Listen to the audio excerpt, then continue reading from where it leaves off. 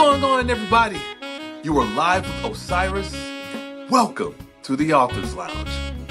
The world is filled with storytellers, and I, along with my guests, are here today in the Author's Lounge to help educate and inspire the young generation of writers and creators. Now, my guests are professionals in publishing, writers from a wide range of formats, and successful entertainers. They will provide beneficial advice on what to do and what not to do on your path to success.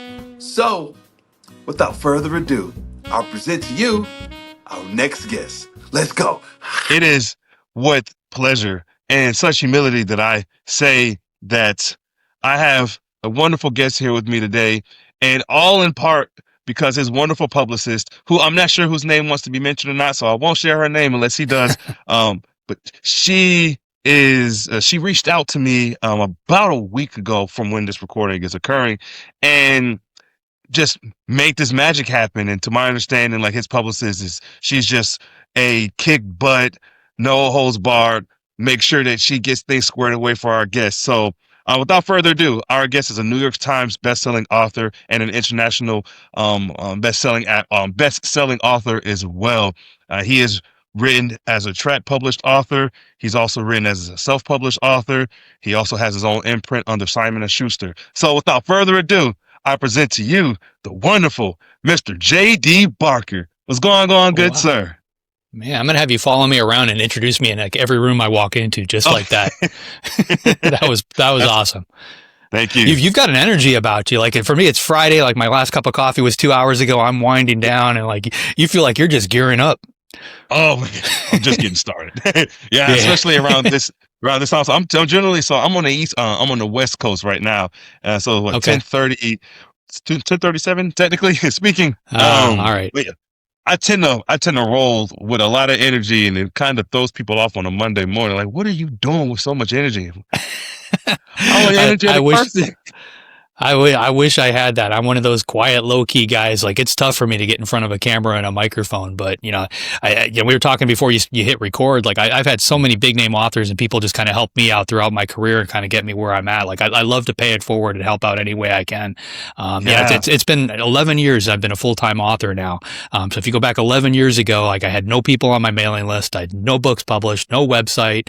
Nobody knew who I was. So from what the main takeaway I think I've gotten out of this business is all about perseverance. You just keep going and going. Doesn't matter what it throws at you. You're going to see a lot of rejection. A lot of people are going to tell you no. You got to just keep plowing through that and just keep moving forward.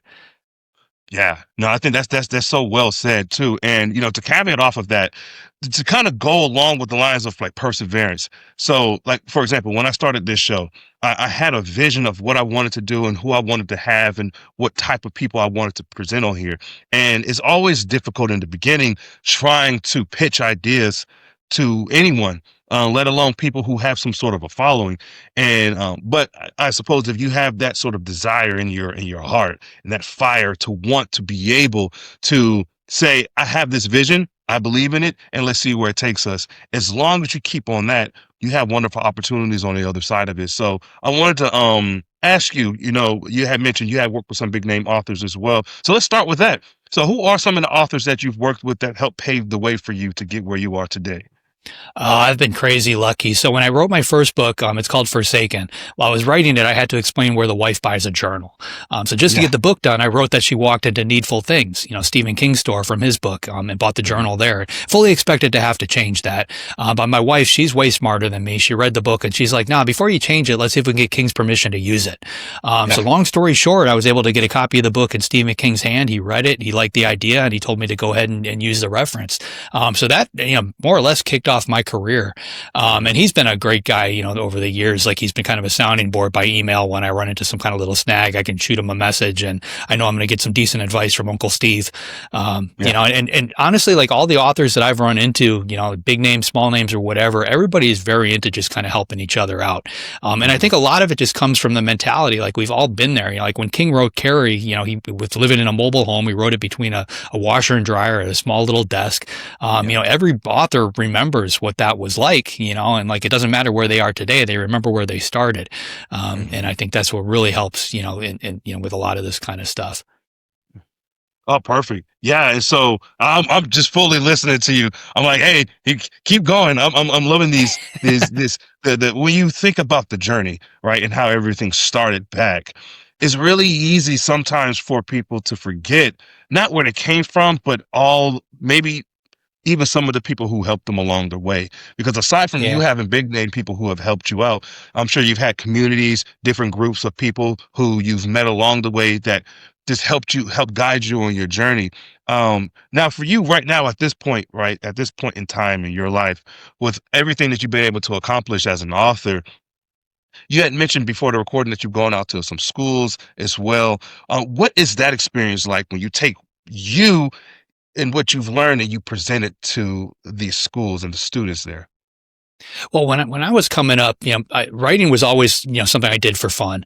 My Mm, mom kind of encouraged it. We didn't have a TV in the house, so I grew up reading a lot of books. And she told me writing is a fantastic hobby, but you can't make a living at it. You have to get a real job. She kind of yeah, drilled that into my head, So I finished up high mhm, school. I went off to college. I got a couple of degrees, but I would come home and I would write at night to stay sane. And I run into a lot of people that are like that. Like, I wrote my very first solo novel when I was 43 years old. mhm, I could have started probably back in my 20s, but I didn't. I got caught up in the corporate world. I got stuck behind a desk, and before you know it, you really are stuck. I had a decent job. It paid really good, but because of that, we had a big house, we had cars, we had a boat, and our monthly nut, our expenses were $10 to $12,000. So I couldn't walk away from that job anymore. I was trapped. My mhm, wife knew that I wanted to become a full-time author, and she came up with this crazy plan. She pulled me aside, and we sold everything that we owned. We bought a tiny little duplex in Pittsburgh. We rented out one side to some tenants, and we moved into the other side. Essentially got our expenses down to nothing so that I could live off of savings, quit the job and focus on writing that first book.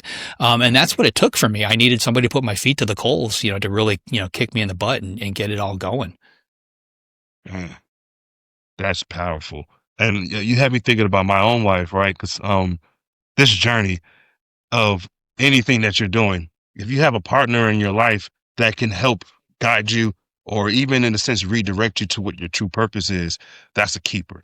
And so for full disclosure, because you may not know this about me, aside from doing this, I'm also a writer.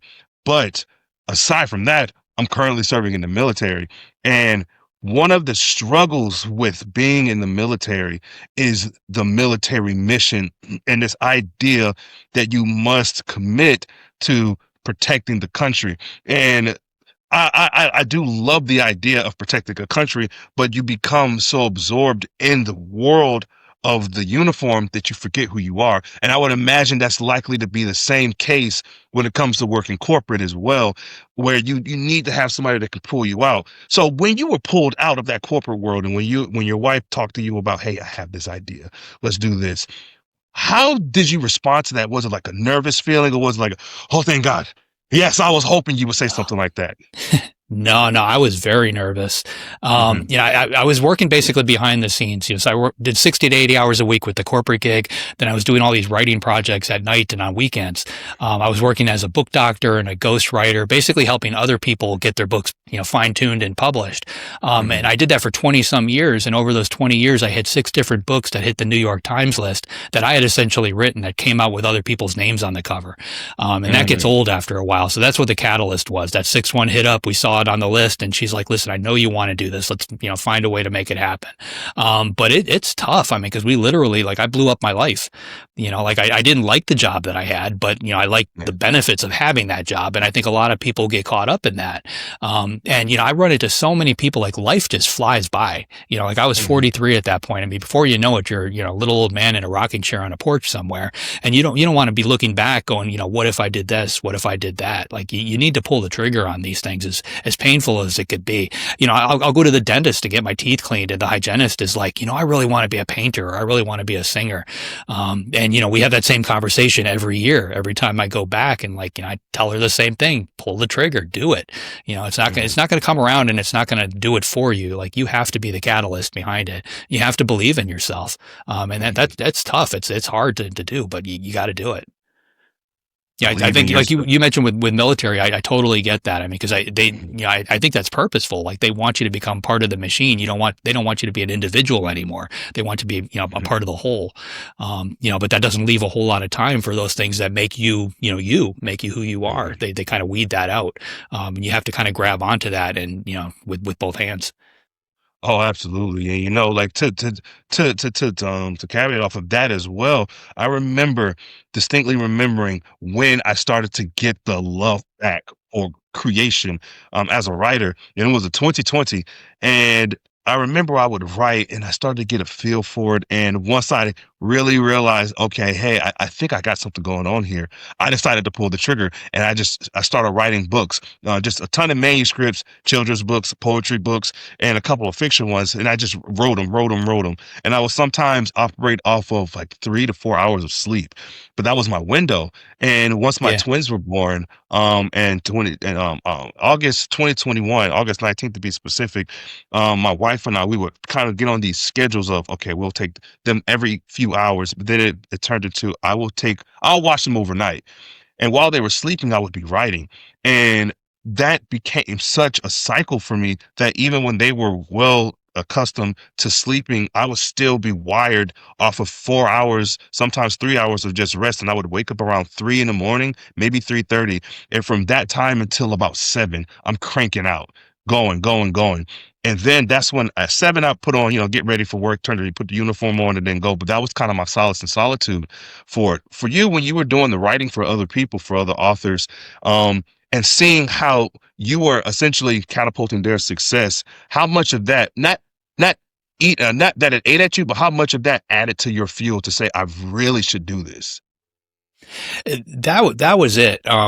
Just every time I saw one of those successes, like I realized that could have been me. That could have been me. And it wasn't, it was, it was somebody else. So like that, it does get old after a while, but at the same time, like if I had started publishing books in my 20s, I don't think my books would have hit as hard as they're hitting. Because I think I needed that 20 some years as a learning curve. I wrote a lot of memoirs for different people. So to give you an example, I wrote a memoir for a woman who wanted to become president. So as a female politician, I had to write this book in first person, present tense from her point of view. I did a bunch of those for, politicians, for sports figures, for actors, for actresses. And I honestly think that's why I'm able to create characters the way that I can today, because I can put myself into the head of, somebody that's totally different from me. Dialogue is completely different. Inner thoughts are completely different. So I'm either schizophrenic or I learned something during that whole process. I'm not sure which one it is, but I wouldn't change it either way. Yes, sir. No, that's perfect. And it's something to behold when you can write for such a diverse crowd with such different backgrounds, where now when you're writing your own story, the development of these characters probably becomes second nature.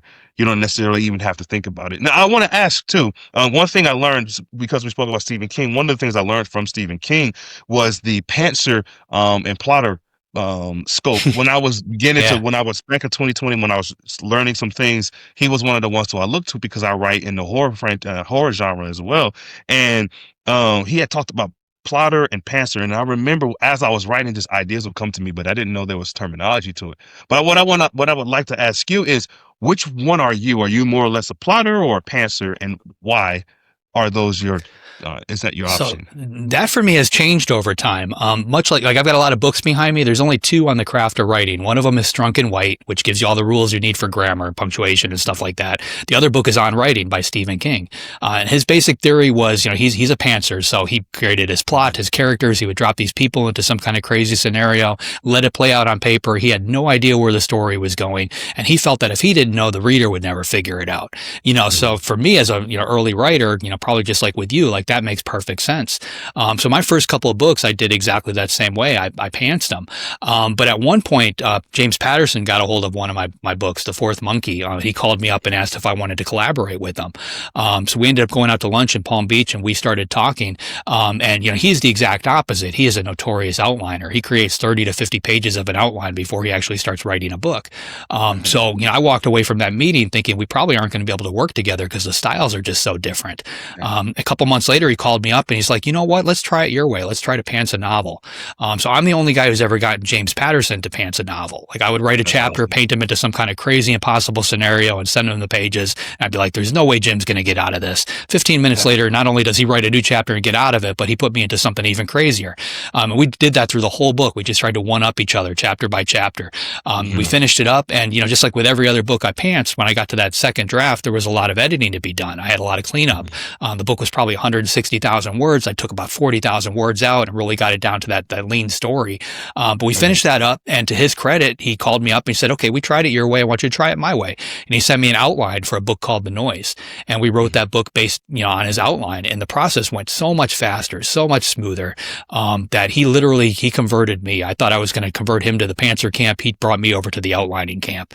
So I've been outlining my books ever since. And what I find is it just allows me to plot a tighter novel. I live on a little island in New England and I go for a run every day. And I use that time to kind of think about what I'm going to write the next day. And when I was pantsing a novel, it was all about, what comes next, what comes next, what comes next. Cause you never really know. It's almost like, you're driving and there's a heavy fog. You can only see so far. But when you've got that outline in front of you, you already know what comes next in the story. So I spent that same time trying to figure out how do I make what comes next better? How do I make it tighter? So it's allowed me to create tighter, more intricate stories. I think as a writer, I think everybody needs to try all these different things because I've got a podcast called Writers Inc. We've interviewed everybody, every big name author out there. There's not two people that have the same process. They're all different. But the one thing that I have noticed is they're all willing to try something different. If they run into an author that's doing something that they've never tried, they try to rope it, they put it into their fold, into their process and see if it works for them. Sometimes it does, sometimes it doesn't. But I think we're all constantly evolving. I think that the day I stop learning how to write is probably the day I retire. Wow. Yeah. And you said something that stood out to me. Now, excuse me, about your podcast. This is a little funny, like maybe 20-second story, but Writers Inc. Is that the one where it's writers kind of like it's typed out on a typewriter and then ink, I-N-K? Yeah, that's us. Wow. So funny story. But when I started doing podcasting back in 2021 or 2022, I was looking at some ideas like, okay, what can I like, what direction can I go with? Anyway, I created, unknowingly, I created my my indie publishing house. At that point in time, it was Osiris Inc. Publishing. And so I named my podcast Osiris Inc. And so when I was typing in some things and I put in ink, I saw Writers Inc. So I listened to some episodes, not knowing this was you. And I pulled a lot of inspiration from that show. Well, not in 2022, but like as the years went by, I think like 2023 is when I really started to really dig into it and start to really go and start to get motivation from other people. But yes, that show, I had no clue that was you. So that's wow. What a moment. What a moment. It's fun. I love talking to some of those people and, you're always learning something new. When we had Dean Koontz on, he talked about his process and like he basically starts the day by reading whatever he wrote the previous day. Does about maybe 3,000 to 4,000 words a day. He's a machine. But he reads through it, he edits it, he cleans it up. And then he just, when he hits the end of that, he just keeps going and writes another 3,000 to 4,000 words. And by the time he gets done with the book, he's more or less edited it. Everything's cleaned up and he's done. Like he basically does one draft for every novel. And I started doing that too. And I find that, if I start my day by going over whatever I wrote the previous day and cleaning it up, it just gets my head in the right space. And then you get to the end of that, you hit the last sentence and you just keep going and going and going, which is something that never, it didn't cross my mind until we had that interview and we talked to him about it, so you never know we're going to pick something up.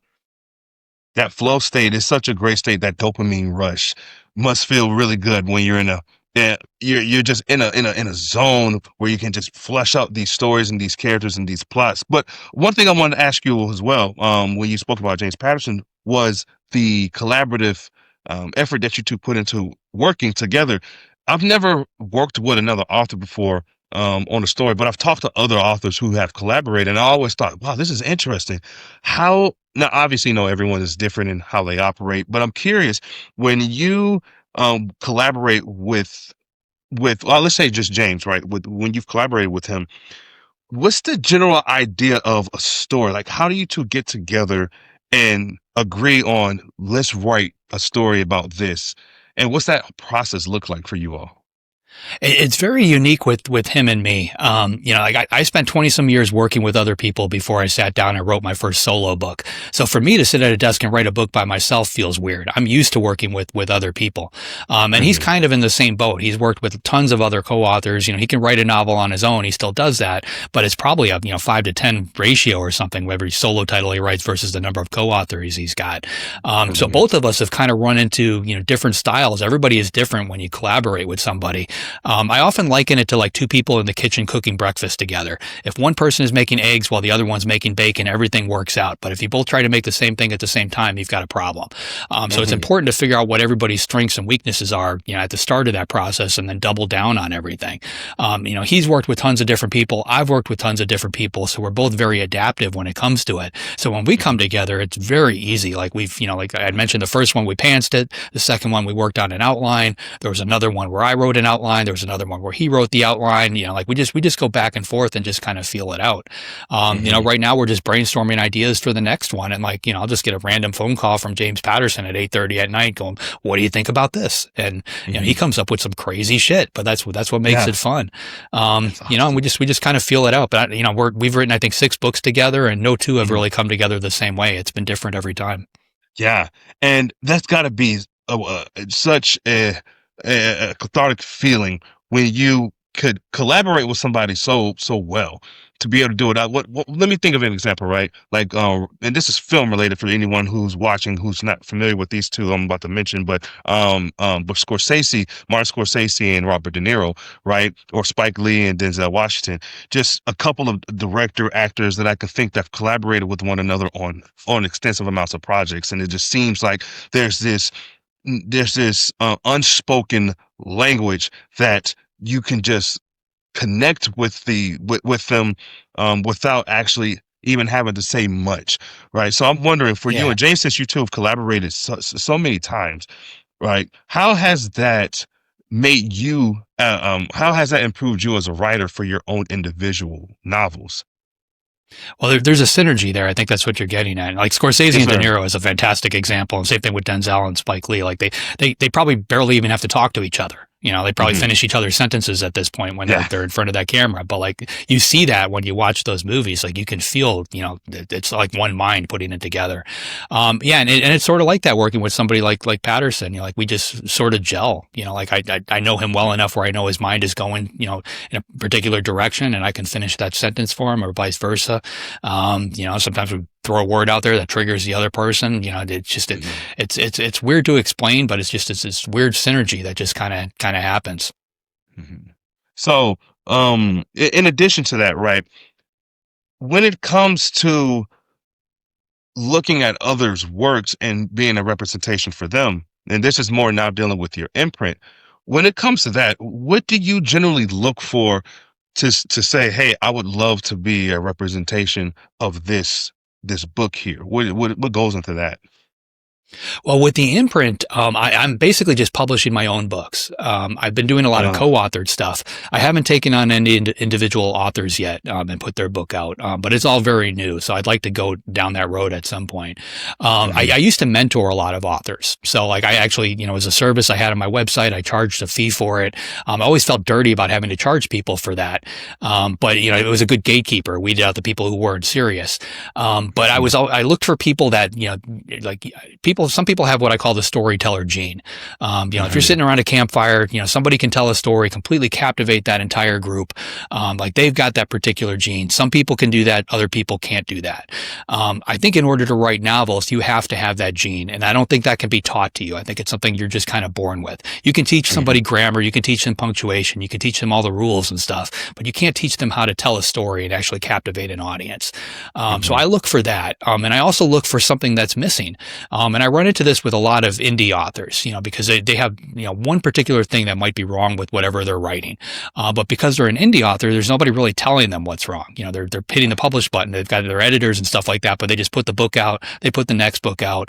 If you're in the traditional world and you send a book in and it's got some particular problem, your agent's going to point it out. If your agent doesn't point it out, the editor points it out. But you've got a lot of people telling you, what that problem is, and you eventually work that out. And that's why traditional authors tend to get better and better as the years go by. Indie authors authors, I think they hit that, they'll repeat it, 10, 20 books, they'll publish them all with that same error and not realize that it's there. So I look for that. And if I find somebody who's got something that I think I could fix, something that I've seen before, I bring them in as a co-author and kind of help them weed that out of their writing process and teach them how to get past it and take them from this level to this level. So I've been doing a lot of co-authored stuff. Oh, that's wonderful. And it speaks to your character too, regarding the love that you have for this line of work. And even more so when it comes to want to elevate others. You had mentioned at the start of the show about people that you worked with and how they've helped you and now you want to give back. And I think that's a beautiful, beautiful idea, because it's really easy to get to a certain peak or a certain point on the mountain and look down and not want to go back down because maybe the snow it's too thick and you expended all this energy to climb up that mountain, and you see some people down there, and naturally some people might want to go back, others may just, no, but I'm almost there. You very much appear to have the mindset of, oh no, I climbed 10 steps up, I'm willing to go 20 steps back to bring them up with me, type of an approach. Is that a safe? Oh yeah. Yeah, no, absolutely. It recharges my batteries. Like when I can take somebody and get them to the next level of their career and see that play out, to me, that's more rewarding than like my own book hitting the New York Times list. Like I would rather, take this person that wasn't selling books before, and then all of a sudden they have this big hit because of something I helped them fix. Like that is like, I can't even explain how rewarding that is. Oh yeah, no, I bet. And it's speaking of your books, have you had any thoughts, right? And maybe you have, and maybe I just didn't do good enough research. So forgive me if this has already been answered. But your any of your work, has it been converted into films, or is that a thought of you wanting to convert any of your work into a screenplay? So I've got 8 different projects in what I call various stages of Hollywood hell. So like everything I've written's been optioned, with the exception of my first one, Forsaken. That one hasn't been optioned yet. And oddly, it's because of the Stephen King tie-in. Because the book mentions needful things, so it's got this tie into the Stephen King world. So we've had studios that have wanted to option it, but then they run into that, and the lawyers raise their hand and like, well, what do we have to do to untangle this from Stephen King's world, or do we need to get his permission to do this or do that? And then everybody kind of backs away slowly. So it was a blessing at the beginning. It helped me sell a lot of books, but it's kept that project from happening. Hollywood is a very weird thing. When my agent calls me, it's always either very good news or very bad news. There's no in between there. To give you an example, I've got a book called A Caller's Game that I wrote a few years ago. Up until that point, everything had been optioned. So I started getting cocky. I'm like, I'm going to write a book that can't be filmed just to see what happens. So I blow up like half of New York in this book. I'm like, there's no way that this book is going to get optioned. As soon as we put it out there, Ridley Scott's company picked it up. So it got optioned like right away. He asked me to write the screenplay. I tried to do it. My movie was like 4.5 hours long. That is not a skill set that I have. I couldn't figure out how to, create a movie out of a book. But like that sat with his company for a while. And then at one point I got a phone call from my agent. He's like, Jennifer Garner wants to do it. So all of a sudden we've got Jennifer Garner, big name actress. She's got what they call a first look deal at Netflix, meaning that studio kind of, looks at each of her projects and they've got first dibs on making something out of it. So Jennifer Garner was on board. Netflix liked it. They were on board. We got this huge budget that got greenlit. All this stuff played out in the matter of weeks. And like a week after that, we got another phone call. Jennifer Garner's got to pull out because of a scheduling conflict. So now all of a sudden she's gone. Netflix is gone. The money is gone. And we're right back to where we started from again.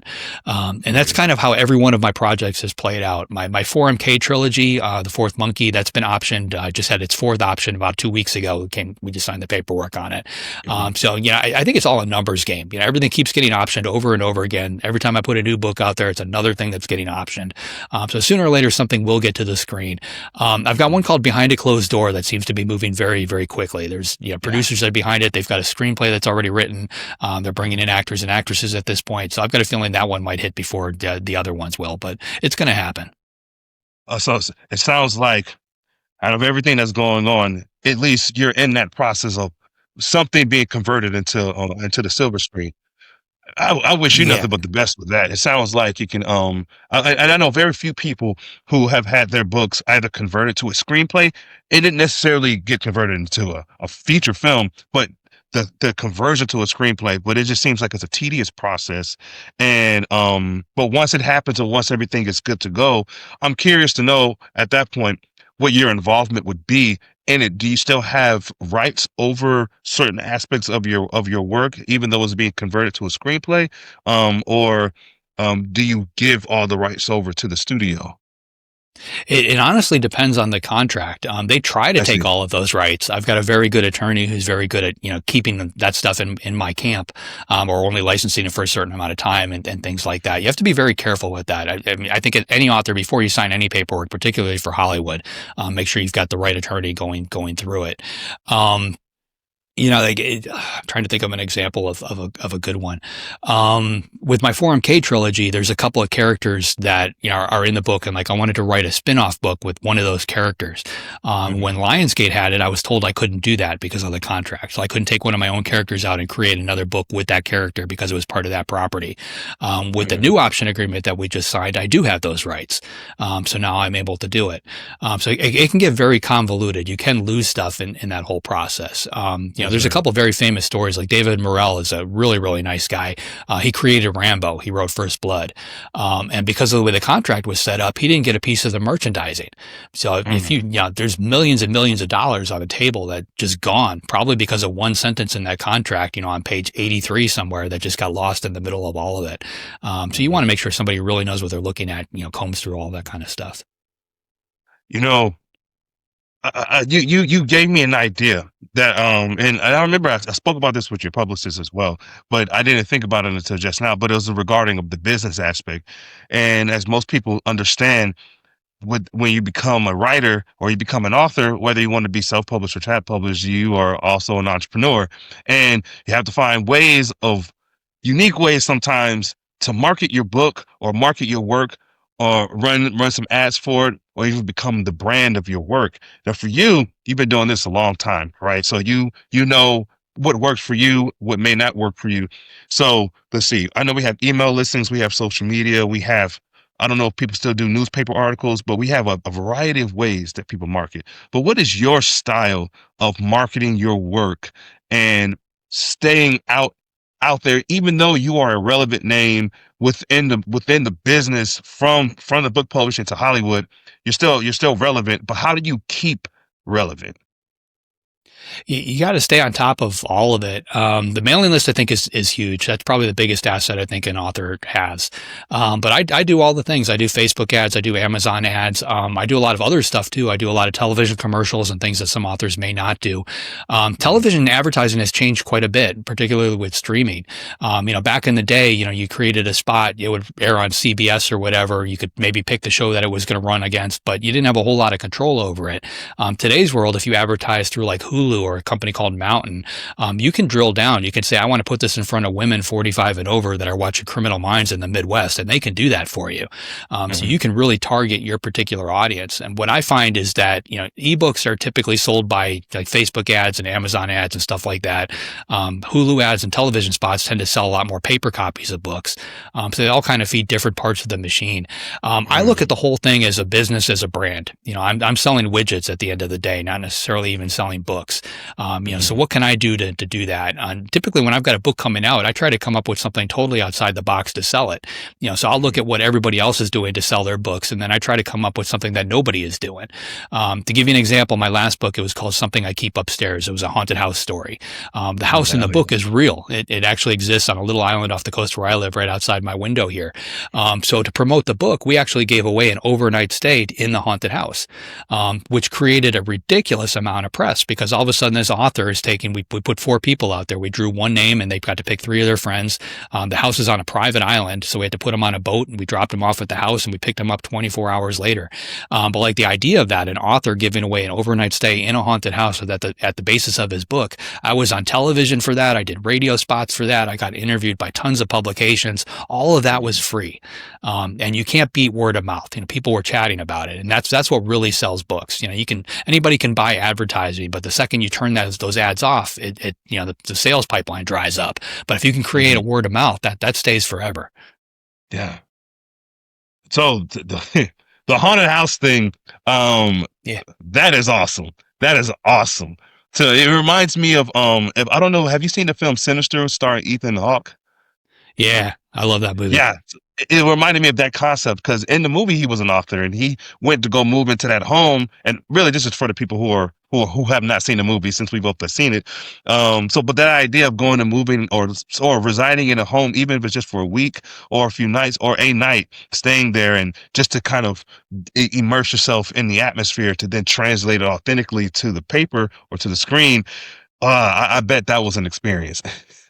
Yeah, well, this particular house, it used to be a Coast Guard life-saving station. It's a tiny little house on an island that's maybe about an acre. It's really small, right off the coast of New England, where I live. The house itself was falling over, was in complete disrepair, and this local guy took it upon himself to raise money. I think he raised like $7 million to renovate the house and bring it back to life. So he was doing that while I was writing the book. So him and I got to be very close, and we talked quite a bit. So ultimately, they decorated the interior of the house to match my book, which is really cool. Like, the house is all done now. In today's world, it's a museum. You can go out there and you can take tours and stuff of it. But the interior looks exactly the way I describe it in my book. So it's like stepping into the story. Being in Portsmouth in New England, we've got ghost tours. We've got all kinds of stuff like that going on. All of them, they've included this house now as part of their local lore. So there's, tours that go out to it. They're all selling my book. They all talk about the book. So even that, again, it's just word of mouth, that's constantly happening. I think as an author, you have to look at all that. Once you write the book, like, you have to write a 5-star read. I think that's kind of a given. It's got to be a 5-star book before you put it out in the world. But then you have to come up with a plan to get people to buy it, to look at it. There's about 1 million books that come out every year. Your book is one of them. So how are you going to stand out in that crowd? You got to do something different. If you do what everybody else is doing, you're just going to vanish in the sludge. Exactly. And I think, to your credit too, it helps that you are already established, right? So you are essentially continuing to still do the work to remain in a position to where once you put something out, you can garner a lot of traction. Getting to that point can take a long time. And this is the part where people, especially the youth, I would highly encourage to comprehend this thought, is to not rush it. Continue the process, continue moving along with your journey, and, listening, finding mentors, finding information such as what JD Barker is giving here, or go amongst communities and find out there. One thing I wanted to ask you too, and I'll only keep you for maybe like 5-7 more minutes. But one of the things I wanted to ask you in that regards was, so we had spoke about the marketing aspect and the branding aspect, and you had mentioned television, or those interviews on TV versus the ones on the internet. For example, one drives more paperback sales, the other one drives more e-commerce for digital sales. But how does one that is indie published, who doesn't have an agent, they're not represented by anyone, they just represent themselves, what paths do you suggest that they take if they would like to do a television interview? Or an interview It's on tricky. television? Yeah, so that's tricky. So I've got some great publicists working for me now, but at the beginning, I didn't understand that world either. So I reached out to Dean Koontz. I asked him who he used, and he gave me the name of a firm in New York. And I sent them, I think it was $20,000 as a retainer for like 1 month worth of stuff that they were going to do for me. At the end of the day, they got me like 1 blog interview, like 2 newspaper reviews for $20,000. Like that was not a sustainable model. What I do in today's world is I pay my publicists based on an a la carte basis. So every podcast they get me, they get a certain dollar amount. Every newspaper they get me, there's a certain dollar amount. I've literally got a price list, and they can work as hard as they want to or as little as they want to. I don't really care, but I pay them for the actual results that they deliver. One of the things that I did notice, like over the years, though, is like I've been, reviewed in the New York Times. I've been on television. Things like that don't necessarily move the needle in today's world. You can get a review in a big newspaper, a national type newspaper, and that'll land in everybody's inbox. But they click on that link and then they hit a paywall. Like, they can't read that review unless they actually subscribe to that newspaper. So it's kind of stymied in the before they even get anywhere. If you give an interview to a blogger, let's say, or an influencer, the exact opposite happens. They write about your book on their blog. They may do a YouTube video. They're going to put up TikTok. They're going to do all those different social medias. They promote all those different things. So in today's world, the influencers are way better at getting the word out there in the world than the traditional, newspapers and magazines that we all grew up reading. So I spend a lot more time and energy talking to, people like you, people that have a show, that have an audience. Once you put this out there, it's going to show up in the Google search results just as, right next to the Today Show, and for people like me, like it's not filtered in any way. So if the content is good, that's all people care about. And I'm not sure where that came from. I honestly think it started with like Blair Witch, which seems really silly, but like when you think about it, like up until Blair Witch, like we were all used to this highly produced, a certain type of look and feel that every TV show had to have. All of a sudden, Blair Witch came out, with the shaky, home camera type stuff, and that kind of paved the way for everything that's happening today on YouTube and all these different platforms. Like people they don't even see that anymore. It's all about the content now, not necessarily the delivery method. All right. I mean, heck, even look at what the Academy Awards is doing right now. And in 2029, they're no longer going to be with ABC. They're going to be going through YouTube. And that is telling. That's telling in itself, because the idea is no longer, okay, even though Disney owns this portion of it and we could collaborate with them, but we decided we want to remove our partnership with them. And starting here, we would like to go this route. And that's, so I think to what you're saying, it's exactly that. It's no longer what it used to be. And, obviously for me, and I'm only 36, right? And so I wasn't in the game at all back then, where there were more gatekeepers and there was a stringent process for you to even be published or to be put into the public eye. And right now, as long as you have some sort of quality-based platform, you can build your own audience and control your own narrative and be able to then put out you can put out work that could be educational, could be entertaining and inspiring all at the same time. And so to that, I certainly would agree. And I thank you for your words of wisdom. So I'll ask you just like two more questions, because I got to get my twins off to school soon. So one, you had mentioned, right, that you do a lot of writing groups. How has the writing groups helped you as a writer and as an entrepreneur writer? Yeah, let's go with that. As an entrepreneur writer and a writer in general. When you say writers groups, are you talking about just groups with other writers, or? Yes, sir. Yes, sir. Oh, okay. Yeah, I do quite a few of those. I like to brainstorm with other authors, because, writing is a very solitary thing. Like you can see my desk behind me. I'm locked in this room for 8 hours out of the day, all by myself, talking to the people in my head. And that's pretty much where, a lot of authors are. I love going to conferences too, for a lot of the same reasons as the writer, groups. If you've got a particular problem that you've run into and you raise your hand at a conference and you voice that problem, I can guarantee there's 50 people in your immediate vicinity that have not only encountered that problem before, but they know a solution to it. Like that's where you overcome a lot of hurdles.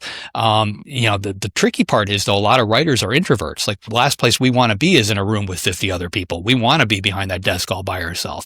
So you kind of have to get out of your comfort zone a little bit. It's almost like you've got to wear two hats. You wear your writer's hat, the introvert hat when you're doing that project, but then you've got to take it off. You've got to put your business and your marketing hat on, and you've got to be willing to get out there and socialize and get to know other people. To me, like a lot of the stuff that's happened to me in my career, it's been because of the contacts that I've built and the relationships that I've cultivated over years. I'm constantly staying in touch with people that I knew 10, 20, 30 years ago. It doesn't matter.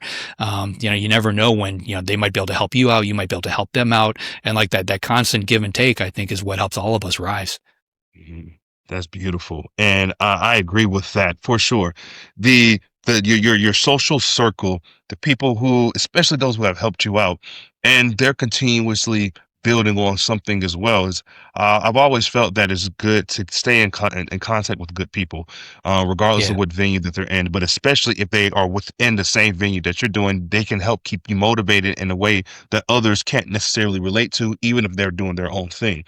And so my final question is, what would your message be, right, to the younger generation of writers who are wanting to get started with writing their own book, but they're too afraid? Well, you honestly, you kind of touched on it at the beginning when you started talking about yourself, and you said, like how you just write. Like nobody's paying you to do it at that point. Like you just have this desire to do it and get it done. I think you have to have that. I run into so many people that tell me they want to be writers, but like you ask them, when did you write last? Like, what are you working on now? Like, they write maybe every other Saturday when the moon is full and, the temperature is between this and this. Like they're not, like, for me, it's a drive. Like I wrote on my wedding day. Like I have to do it every single day or I get twitchy, something's wrong. So like that has to be there. And the other part is, again, it's just about being tenacious. Like if you write every day, you knock out 200 to 300 words, that's a novel in a year. you can get it done. But it's all about just, putting your butt in the chair and doing it. One of my favorite stories to tell, I write with James Patterson. When he first started off, his very first book that he got a publishing deal on was in 1978, I believe, called The Thomas Berriman Number. His next book that he actually got a publishing deal on was 1993 with Along Came a Spider. He had 17 years in the middle where he was getting rejection after rejection after rejection. Nobody wanted those books, and he could have stopped at any point. And if he did, there'd be no James Patterson today. If he would have stopped at, how many people go 18 years or 17 years of rejections and keep going and going and going? Like, that's the kind of drive you have to have in you, not just to become a writer, but I think to become successful in anything. Failure is just not an option. Absolutely not. And when you have the right type of people around you to keep you elevated on that journey, that is so important, because it's so easy to say, man, I don't know today. Like, I'm just not feeling it. Those days those days are inevitable, That never goes away either. As crazy as it seems, I've been on the New York Times list a bunch of different times. I know other people that have been there a million times more than me. We all have that feeling, that imposter syndrome, I think is what they call it. The only thing that cures it in me is I go back and I read something that I wrote, and like all of a sudden, it clues me back. Oh yeah, I actually do know what I'm doing. So even if you hit a little bit of a dry spell, or you're just not feeling it that particular day, find a day where you were feeling it, review that, and it's going to remind you of what you're capable of. Oh, absolutely. Absolutely. Hey, I really appreciated the information. Before I let you go, any closing remarks, good sir? No, you can find me at jdbarker.com. I'm on all the social medias at jdbarker, and the books are pretty much in every bookstore. The latest one is called Something I Keep Upstairs. Just came out this past May. Yes, sir. Hey, that was perfect. So on that note, I really appreciate you coming by, JD. Please say an additional couple of minutes afterwards, just talk to you a little bit. Yeah. But hey, aside from that, I hope you all learned something well. JD Barker gave you all a lot of free information. Let me say that again. He gave you a lot of free information. And in today's world, where many people charge you for these nuggets, I would say it's quite a blessing that he was able to do that. And thank you again to your publicist. I'll send her an email and I'll thank her again. And thank you all so much for taking the time out of your day to tune into today's episode. You're live with Osiris and JD Barker. We'll catch you next time. Take care.